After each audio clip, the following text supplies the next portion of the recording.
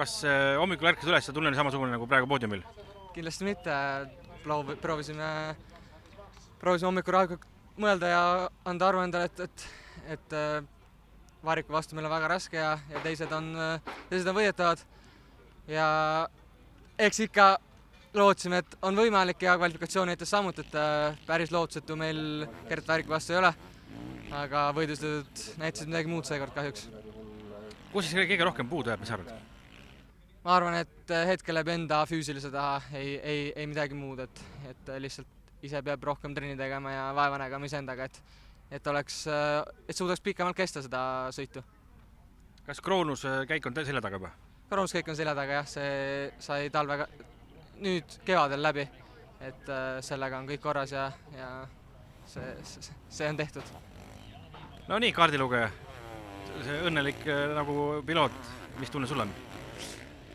Hommik oli niuke vähe rabe oli, et võib-olla nädalases oleks võinud mõne burgeri vähem süüa, aga nüüd teine sõit esikohalt ju ei saa väsida, aga jah, üldiselt päeva kokkuvõttes on ju näha tulemus on päris hea. No Gert ja Kaspar punnisid päris kõvasti, et kas kumb teist kellele sõnu karjus? Pigem karjus Karl minule kui mina temale sõnu, aga eks oli ka vastupidi, et andsin omapoolset hinnangut, mida võiks nagu muuta mõne koha peal, et see on meeskonnamäng ja ei ole üks domineerivam kui teine, et mõlemad peab kuulama ja mõlemad peavad ütlema oma arvamuse. No mida siis Karl Korjus arvas? No ta arvas, et ma peaks kiiremini sõitma.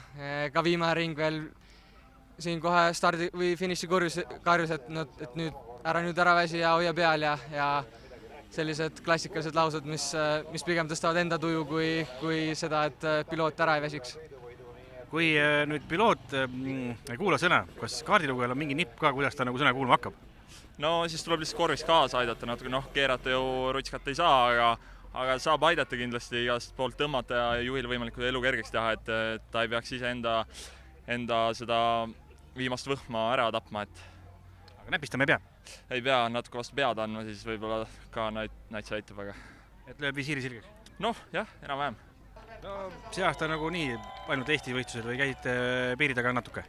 Veel ei ole käinud piiri taga, aga kindlasti kui tekib võimalus ja Eestis krossi pole, siis kindlasti läheme.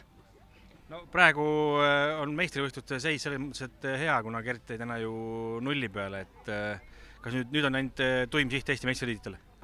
No see tuim siht oli ka hooaja alguses, aga eks me näe, mis tulevik toob ja kindlalt plaan ei saa veel teha, hooaeg on pikk ja krossi on palju.